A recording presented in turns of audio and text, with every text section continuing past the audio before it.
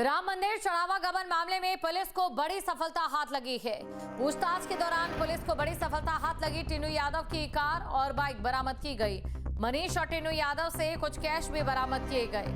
अब तक 3 से 4 पहिया वाहन बरामद कर चुकी है पुलिस। एक बाइक, शेयर मार्केट के पत्र, सोने की वस्तुएं बरामद की गई है और सभी 8 आरोपियों को रिमांड पर पुलिस ले चुकी है। तो टीनू यादव की कार और बाइक भी यहां पर बरामद कर ली गई। ये बड़ी खबर आपको बता रहे हैं। मनीष और टीनू यादव से कुछ कैश भी बरामद किए गए हैं। अब तक 3-4 पहिया वाहन भी पुलिस बरामद कर चुकी है।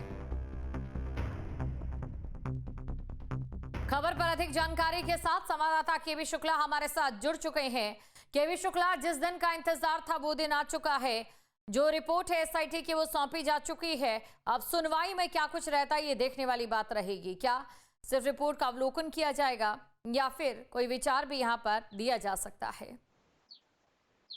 देखिए, आपको बता दें कि एसआईटी की रिपोर्ट महत्वपूर्ण होगी, तो देखना होगा कि इस रिपोर्ट में क्या है, क्योंकि जिस तरह से प्रारंभिक रिपोर्ट आई थी जब सार्वजनिक हुई थी तो देखा गया था कि चंपत राय का कोई जिक्र नहीं था, लेकिन अनिल मिश्रा को दोषी पाया गया था। इसके स्टेट बैंक को भी दोषी माना गया था। तो मिला के जिस तरह से चंपत राय ने एसआईटी को बयान दिया था, अनिल मिश्रा को ही दोषी माना गया था। तो मिला के अब जितने आरोपी हैं उनसे पूछताछ हो चुकी है। टीनू यादव, मनीष यादव की रिमांड पूरी हो चुकी है।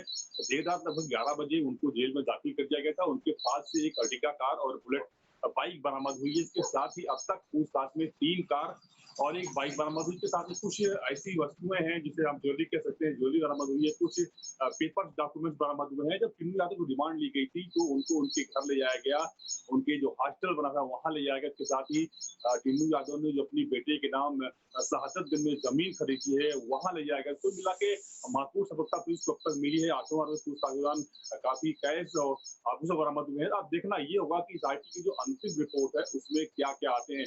इसी बीच जो है निर्मोही अखाड़ा जो है वो सुप्रीम कोर्ट का दरवाजा खटखटा चुका है। देखना ये होगा कि सुप्रीम कोर्ट क्या सुनवाई करता है, क्या सामने निकल के आता है। इसी बीच जिस तरह से निर्मोही अखाड़ा सुप्रीम कोर्ट गया, उसके बाद जो यहाँ शाखा जो वीरेंद्र दास हैं उनको हटाने जाने की बात कही जा रही है। इसका तब खंडन भी किया। तो कुल मिला के अब देखना ये होगा जब 22 जुलाई को ट्रस्ट की बैठक होगी तो उसमें क्या क्या सामने आते हैं, कौन कौन जो पद रिक्त है उनमें क्या किया जाता है और कौन कौन से एजेंडा सामने आते हैं। तो मिला के 22 जुलाई की अहम बैठक होगी। इसके दूसरे दिन यानी 23 जुलाई को महत्वपूर्ण बैठक संतों की है जो आरएसएस के निर्देश पर हो रही है।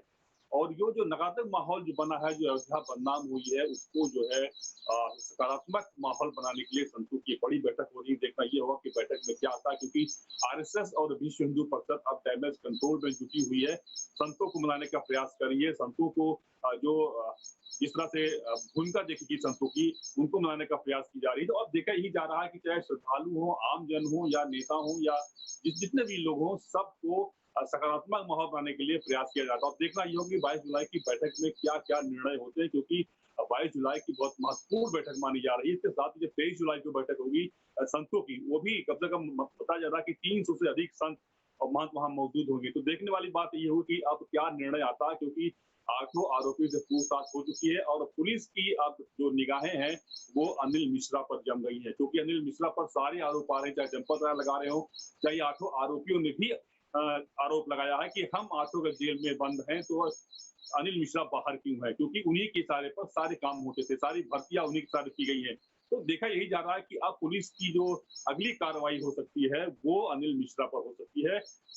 कभी किसी भी समय अनिल मिश्रा को जो है पूछताछ के लिए बुला सकते हैं पुलिस वाले। लेकिन जिस तरह देखा जा रहा है अनिल मिश्रा पर चौथाओं तरफा हमला हो रहा है, चाहे वो 8 आरोपी हो, चंपत राय हो, एसआईटी की रिपोर्ट हो, सभी में अनिल मिश्रा को ही दोषी पाया गया है। तो कुछ देखा ही जा रहा है कि अब अगली कार्रवाई अनिल मिश्रा पर हो सकती है। इसके बाद ही चाहे सुप्रीम कोर्ट की याचिका हो वो देखना होगा। इसके साथ ही जो 22 जुलाई और 23 जुलाई की बैठकें होंगी वो देखना होगा कि इसमें अब क्या हो सकता है। जी बिल्कुल, यानी कि इंतजार रहेगा। शुक्रिया तमाम जानकारी को दर्शकों तक पहुंचाने के लिए।